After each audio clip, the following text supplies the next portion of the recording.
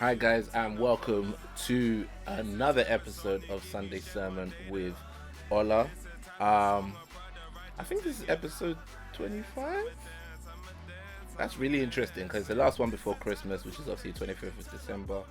I'm in my Christmas jumper, it lights up. I'm very proud of this. Um, Kept the same one since last year. I'm going to actually put the lights on in the hope that what I have to say today will have some Christmas cheer added to it. Um, it's going to be a tough one. I know that for a fact. So I want to just start off by saying thank you. Thank you to everybody who has rocked with this, from the moment I dropped it till now. We're kind of coming towards the end of the year, so it's a time for reflection. It's not that we've really achieved any sort of milestone. I guess 25 episodes maybe is a milestone, if I haven't got the number of episodes wrong again. But I got a lot to be thankful for, and I think it's one of the greatest achievements of this year for me is being consistent with this podcast. And I'd said from the beginning that's what the challenge was going to be. I said from the beginning that this was one of my aims with the podcast was to be consistent, to get turn on the mic and talk. Sometimes I've took myself out of it. Oh, I haven't written enough, or I haven't done enough, or I haven't prepped enough, or whatever it is.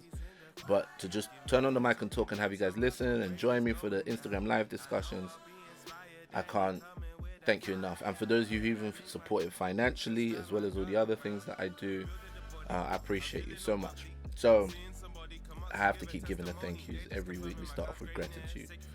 Um, I have been thinking about adding segments, and I think you know maybe this is something worth trying. So I'm going to mention it now. If you feel like this is a good idea, get involved for next week's episode, and we'll see what happens in terms of trying it out. I'm thinking um, of maybe like a reader's letters or letters to the editor kind of section. So you guys can basically send me a message that you want me to read out on the podcast, and I'll do that before we get into the topic. So it could be a dilemma, it could be a confession, it could be commentary. It could be like you've written a piece about something I've said on the podcast, or something that's close to your heart. And yeah, so let's try and letters to the editor section. I don't know. If you like the idea, get involved in it. Don't tell me it's a great idea, but you haven't submitted anything. So if you like it, submit something. And speaking of submitting something, oh, first of all, before we go, can I also just say shout out to me for getting the iPhone because that has made the Instagram lives that much sexier. Yeah, like Instagram on iPhone is a different app to what it is on Android, and there's a reason for it.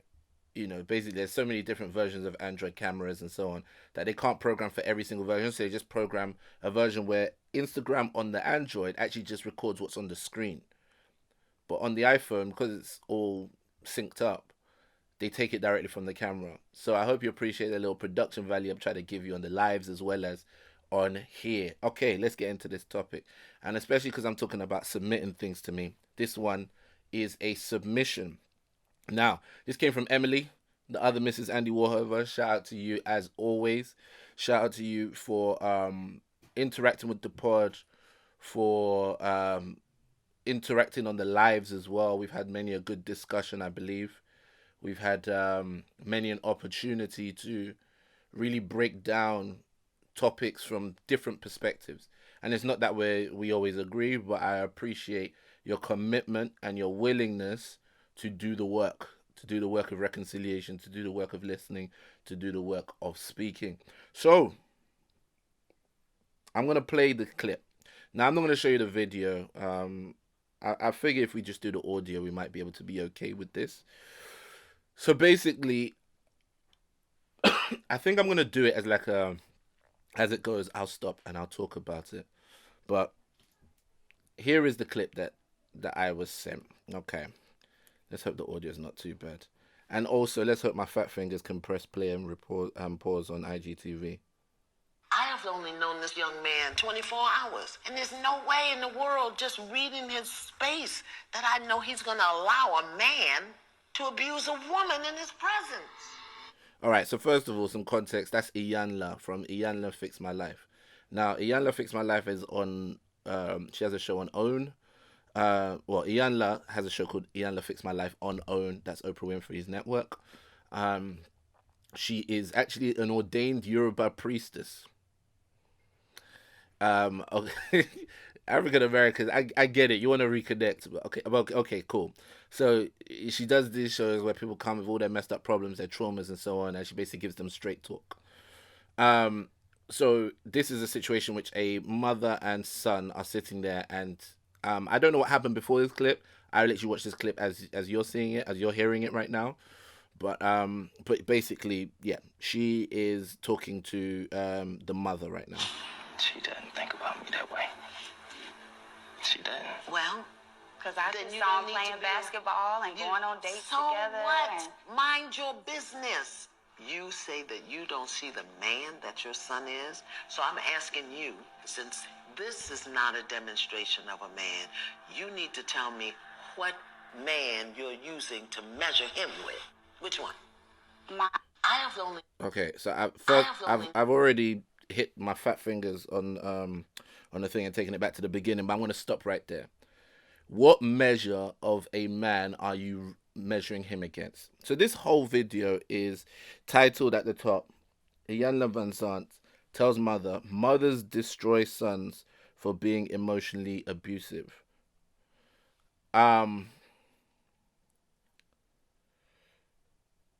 I think it's interesting because obviously I know that Emily is a mother of a son, so maybe she's vigilant for some of the issues or whatever it is. But this is often a hard one to talk about because of the role that mothers play in society and especially in the black community. So to talk about mothers is gonna be tough, but I have obviously a penchant for knocking my head against the wall trying to discuss difficult things, but also lived experiences that I believe are in a place I can talk about now. Okay, so the first thing I want to address is what measure are you measuring his manhood by?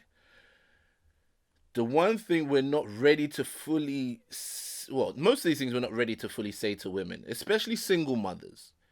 A lot of the time we can't say these things to them because their job is so hard that if you bring up anything about what they're doing wrong, it doesn't make them feel good, and so because it doesn't make them feel good, it's like, why would you go make somebody who's got the difficult job of being a single mother feel bad? So you seem like the bad person. We've discussed this many times over the past couple of weeks. So it's an awkward situation, right? Because there are many things that mothers need to hear, but because of what mothers are already going through, it's almost like there's no room to even have a constructive criticism discussion. But the one thing that I want them to hear is that even as a woman, they have no full 100% foolproof idea on how to be a man. What they have are lived experiences, hopes, wishes, dreams, principles, theories, but they don't have the lived experience as a man. So especially when talking to sons, they hold their sons sometimes to an idea of what they wish a man would be. Right? Now, there's also the discussion that we need to have about the infantilizing of boys. But I also need to, but right now we're having a discussion about the scenarios in which some mothers are essentially, I've said this before, I said for a lot of single mums, their son is their ideal husband. Can you imagine you're getting later on in life and you've got a young, strong man who's willing to do all the, tough jobs around the house. He protects you with his life. He gives you money. He wants to buy you a house. He wants to spend on you. We should hope that there's no sexual component to this. But you don't have to, meet his sexual needs. And he's forever professing his love to you. And you don't have to submit to him because you gave birth to him. Do you see how quickly what is supposed to be your son can quickly become a surrogate husband. So you hold him to an ideal, you train him and mold him as you wish his father should have been, or as you wish you would have met while you were dating. And this is something easy to do. It's not necessarily like you sit in your lair and find something evil to do. It's more like it's natural for us to try and use those around us to heal whatever pain or problem that we're carrying. So if, let's say, you've had some very harsh words, you'll try and find friends that speak nice words to you, right? You use those around you to try and solve the pains you have. And that's the part that happens for a lot of sons. And I know in many ways that's what's happened with me. I know that a lot of the time I've been held to a standard of what my mum wishes a man would have been, my dad would have been, or whatever it is. My mum would tell me what it is to be a man. And if I really, really break down what it is to be a man from what my mum is saying, it has a lot to do with how it would have made her life better. I'm going to be very real about some things, because I think over time, my mother and I have got to a place of discussion, healing, resolution, accountability, and somewhat so, way more than before. And our relationship is much better. But I think there were many times as a child that I felt like the sins of the father were being visited on the next generation. If you understand that as a biblical concept. I feel like, especially with the way my mom would speak when she was angry, that some of it had nothing to do with me. And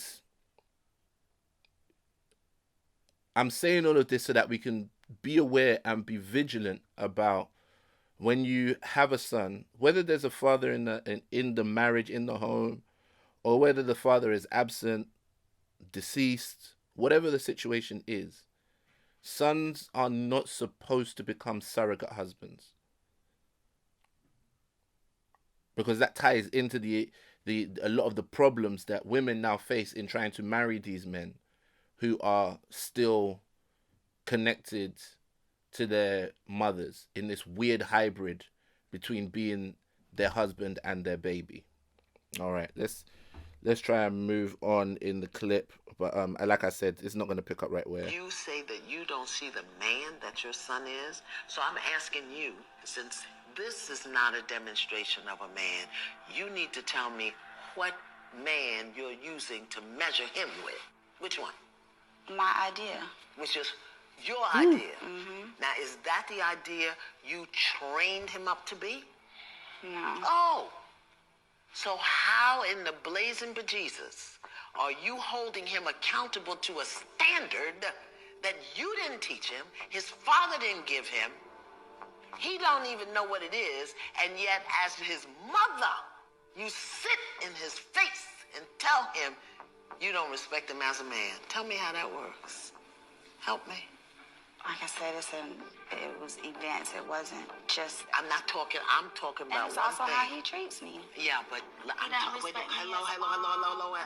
So you'll notice that she ended up honestly saying, look, it was her idea. Literally, whatever's in her head is the standard she's holding him accountable to. She also admits that she didn't actually train him up in this way. My mum tried to make me into the husband she wishes she had, I believe. Because a lot of the things that she'd say, even sometimes when I look at it, she might phrase it in the sense of like, I don't want you to go to your marital home and go and give your wife stress. And I'm like, why are you coming up with this? She wanted me to make sure that I could clean up after myself and that I could cook and whatnot, because she didn't want me to go to my marital home and give it. So I'm like, what? Why is this even a narrative that we're trying to address right now? I've never been married before. So that you're trying to address a problem that I've committed.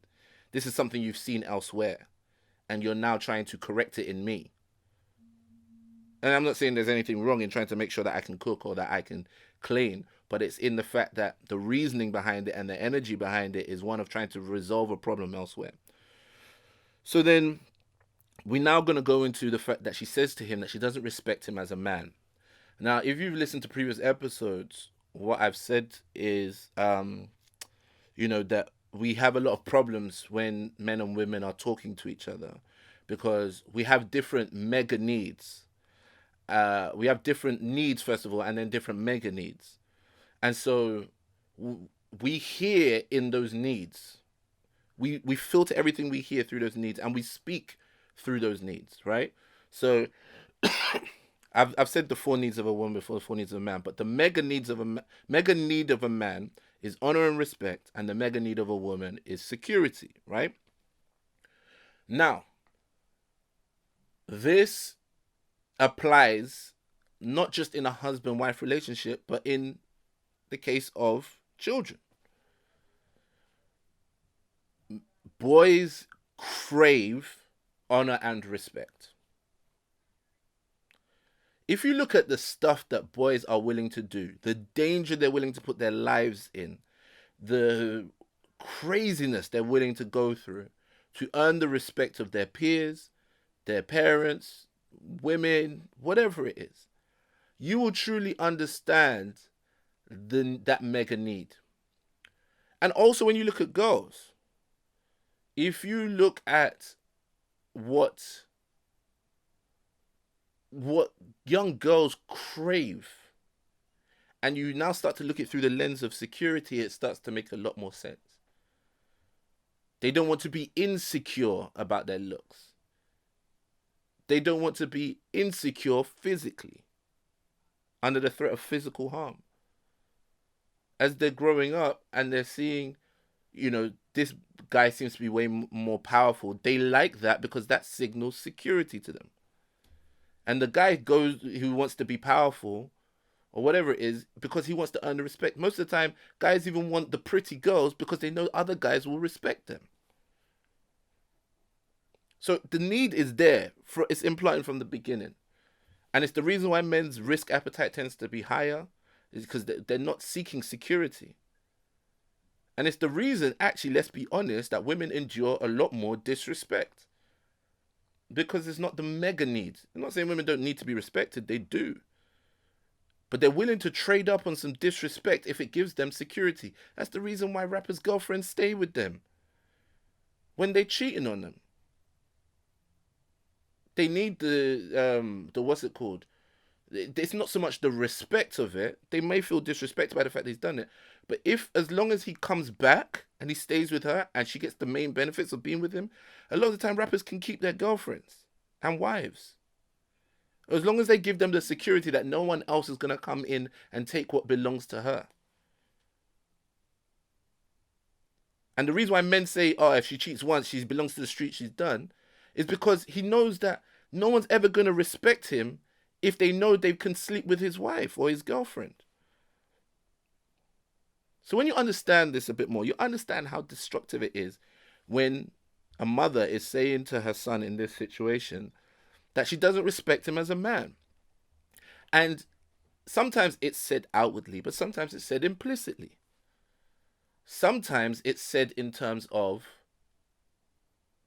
not giving them responsibility. He might not emotionally take it in and go, I'm upset, my mum didn't give me responsibility. But he's going to definitely start to reassess how he sees himself if his mum never gives him any responsibility. If she constantly coddles him, babies him. If boys are kept in the home with no responsibility and they watch their sisters go through the responsibility, mums think that they're, protecting their boys or whatever it is, or like the boys will be boys or whatever narrative, the reason why they do it. But really, you're setting him up for a lifetime of self-doubt and overcompensating because he's never properly held responsibility. And he's probably going to shirk away from responsibility in the future because he doesn't want to be found lacking or failing. He hasn't had enough practice in the home of holding responsibility. Now, when it comes to the mothers who are saying that they don't respect you as a man, the other way they do that is in almost dominating. Dominating, and the way women dominate is different.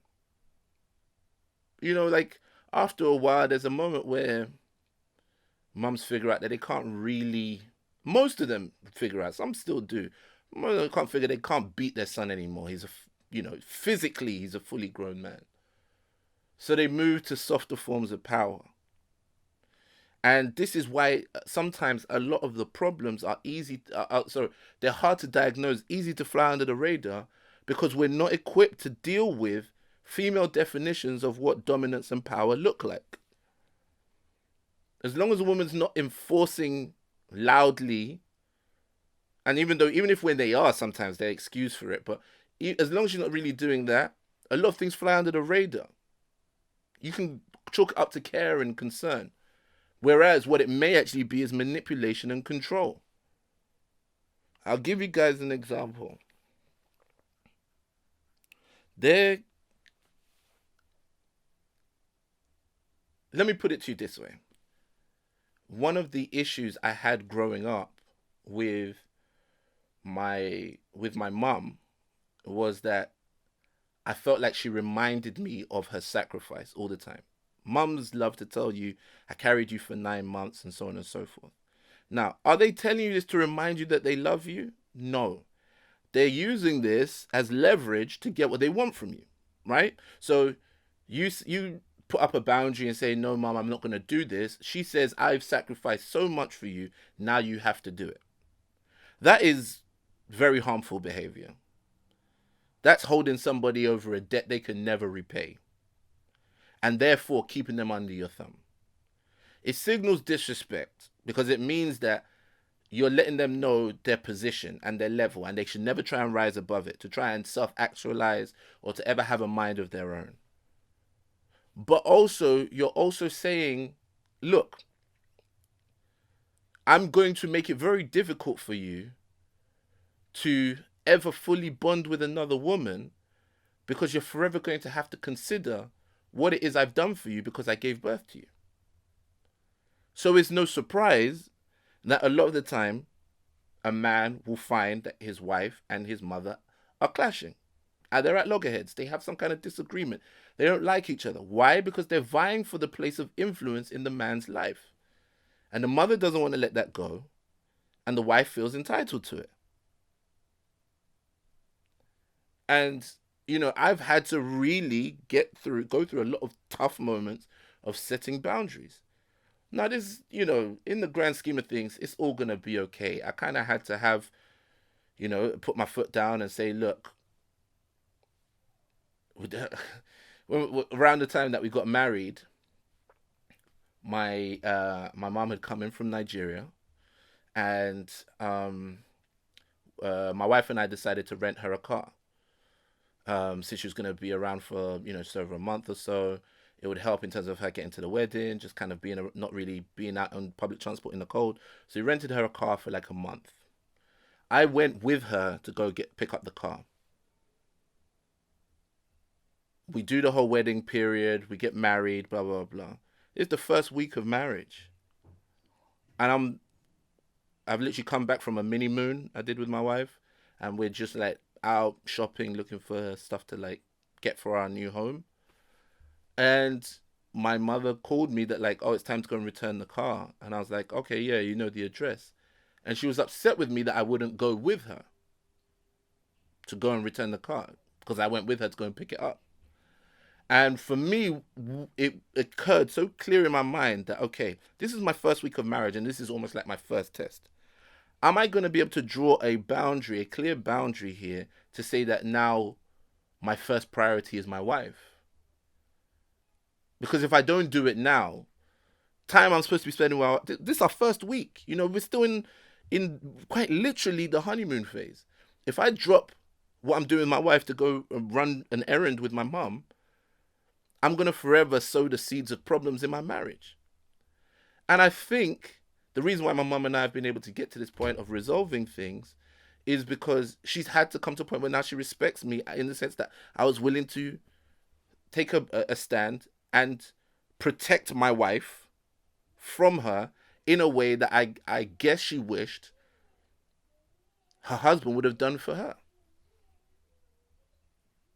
And that's how we break generational patterns. But also, it takes a lot of hard introspection and discussion to really work through these issues. You see, you are a provocative victim. You provoke stuff, and then when you start being held accountable for it, then you start twisting and turning and making the other person wrong. Look at, I have only known this young. So, a provocative victim.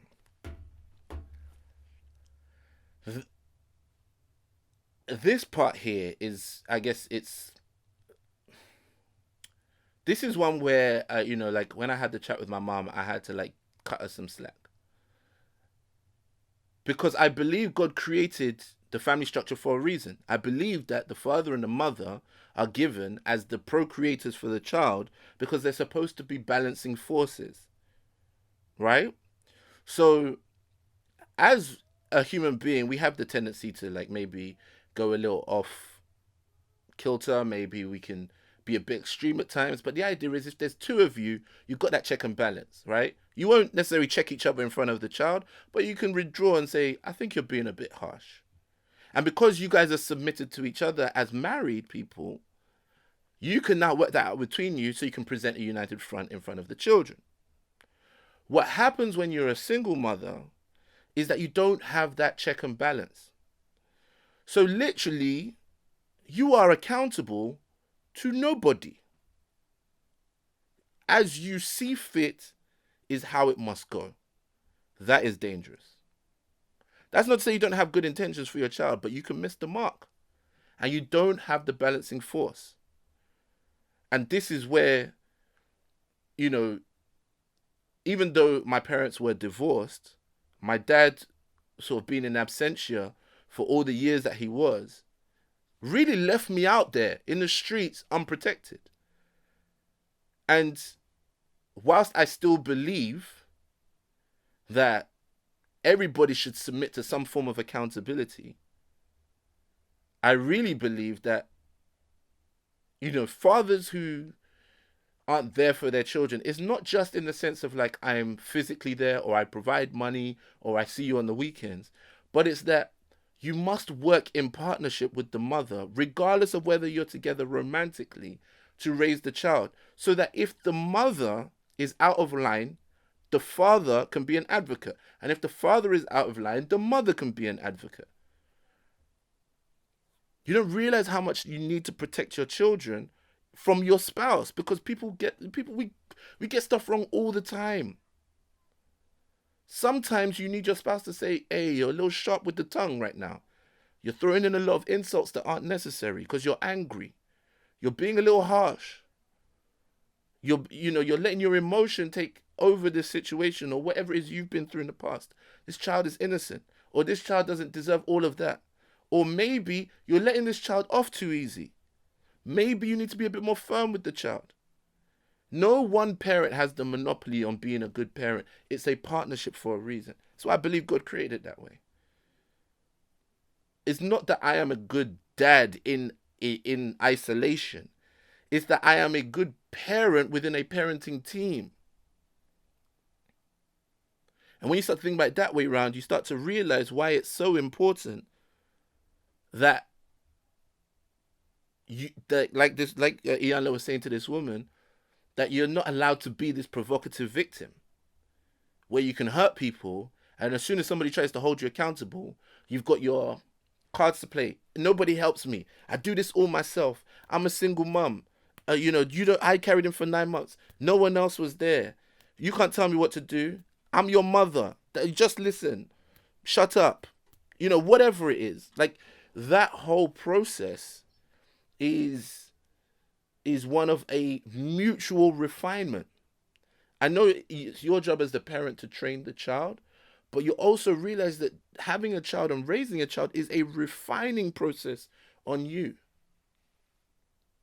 So when I spoke to my mom, I said, really, my mom was sometimes coming from a place of such stress because all of the responsibility was on her. And there was no one there to act as a balance.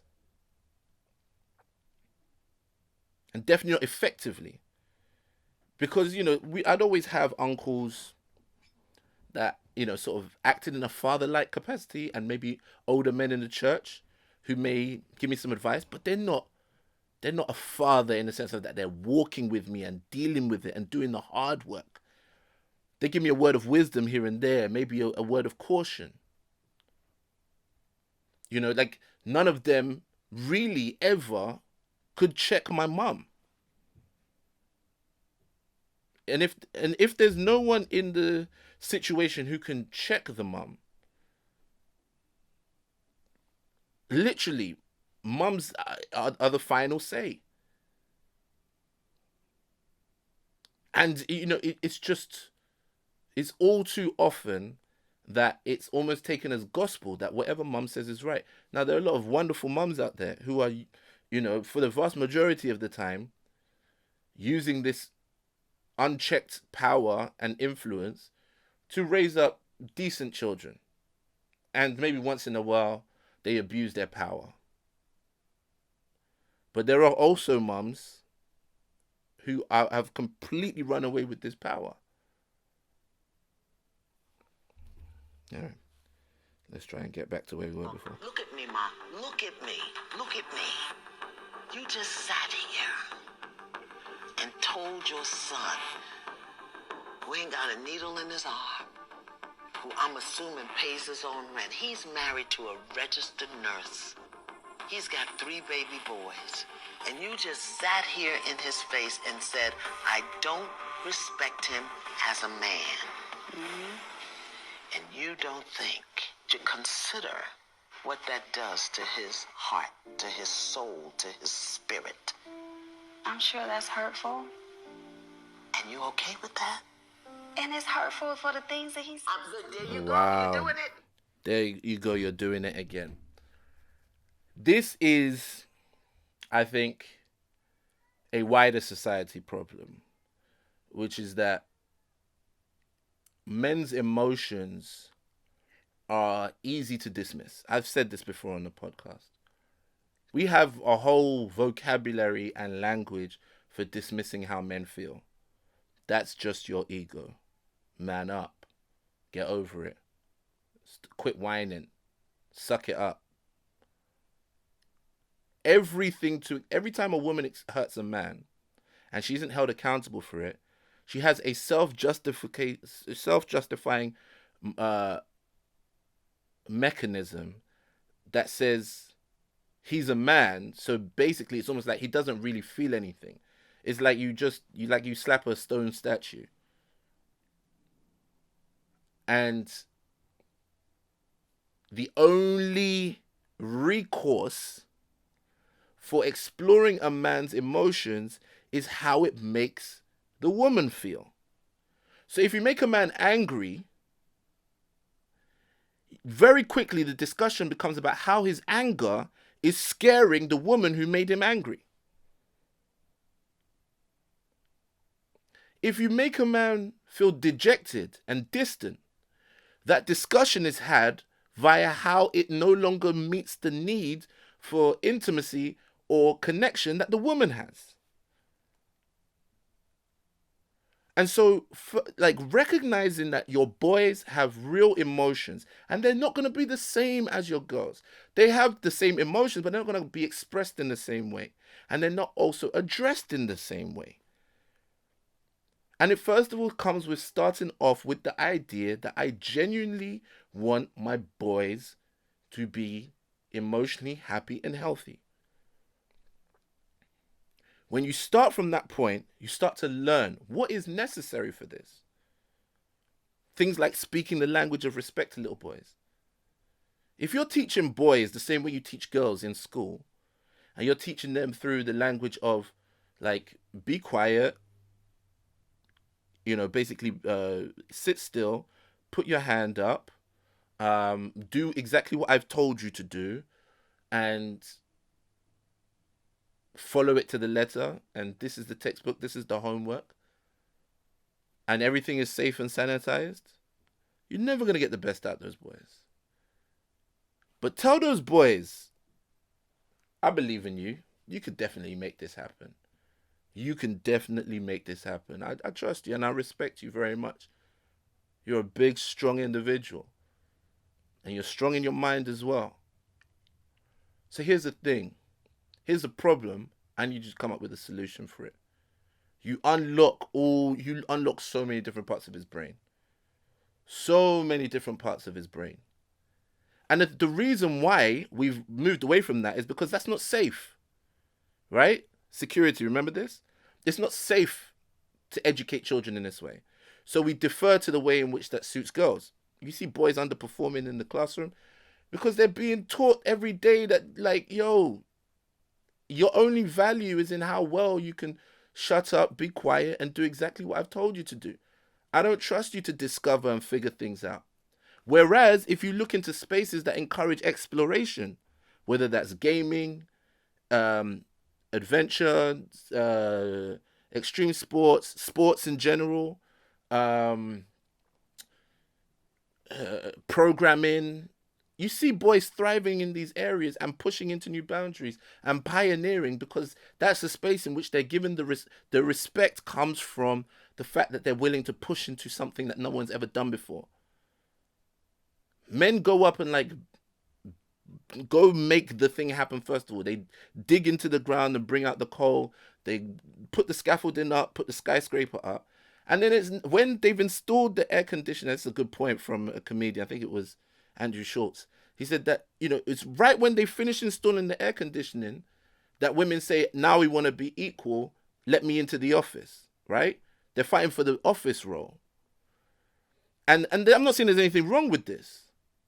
But men need to go out and first of all pioneer with exploration and have the trust and respect that is needed for them to really go out there and do that, so that they can provide a secure environment for the women in their life to thrive.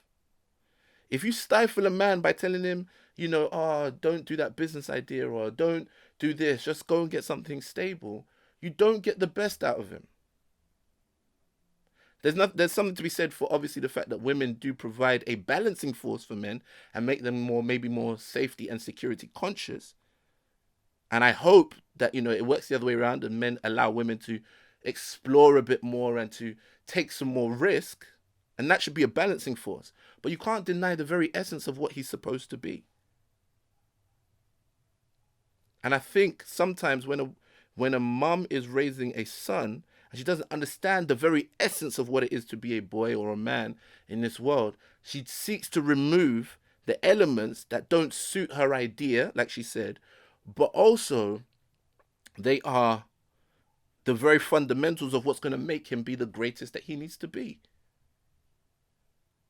And I don't really want to get into the really low standard that Iyanla set for that guy, that he doesn't have a needle in his arm or whatever it is. Like, that was patronizing as far as I'm concerned, but anyway.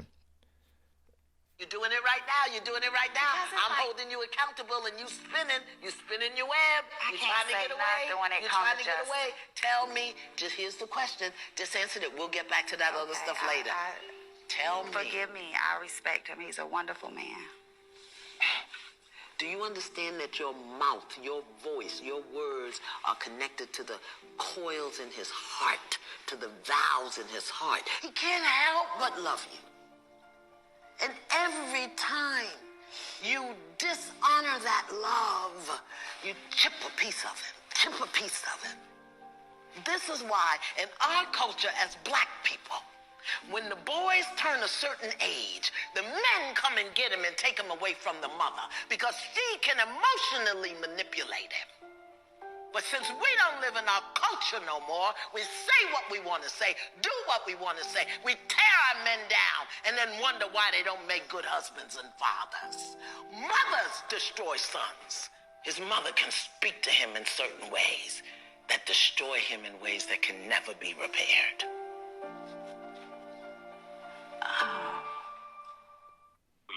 And so, Iyanla sums it up nicely.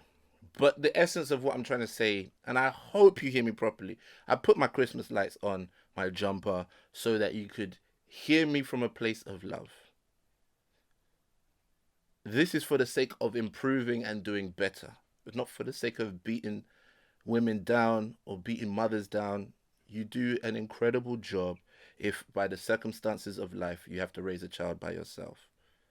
But you also have to recognize that because you're doing a hard job does not mean you are above criticism.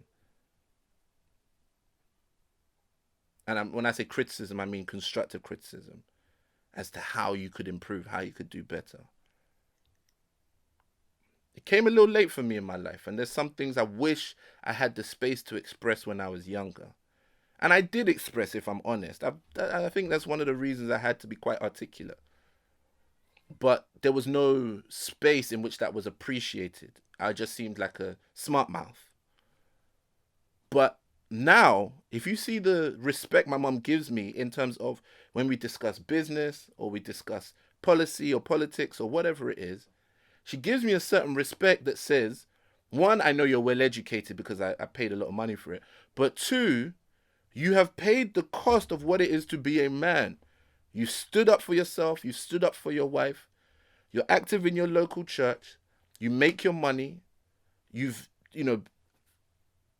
taken a wife and had a child with her. You've taken on responsibility. You don't ask me for anything. In fact, you bless me with the substance that you have. So there is a lot of respect that comes from it, but it also had to do with a lot of tough discussions we had. And I think as my mum was turning 60, she got quite reflective. And we had some of these very awkward, funny family moments in which she would encourage us to truly say what was on our heart and the issues we had with her and the problems we've been harboring and stuff. And I really respect her for that. I really respect her for that, because I think what it allowed for was, first of all, we could address the fact that this problem was there, but two, we could then now look for healing on these matters. We could now say to each other, this is it. I'm sorry. I should have done better. And I'm not going to give any excuses, but these are some of the reasons why. We can give some understanding, some context. When you, like, I remember I said to you, I said in like the Protecting Women episode that it was like, it blew my mind the day I realized my mom's like a woman. She's a woman. Like, she's going through some of the same stuff. Obviously, she was like this larger than life mum figure, but to realize that, we're all fallible is one of the fundamental essences of growth. Now, I'm aware that today's episode's been a bit longer than usual, but this is my Christmas gift to you guys. I hope you receive it well. I really do. And, obviously I'm going to try and finally start on Clubhouse. I've been on Clubhouse this week, but I haven't started any rooms. I'm going to try and start this week. Hopefully I can speak to some of you on there, those of you who have iPhones and have the app. Let's connect on Clubhouse. Let's have a chat. But if I don't see you before then, I'll speak to you before then, have a Merry Christmas. God bless you all. Thank you.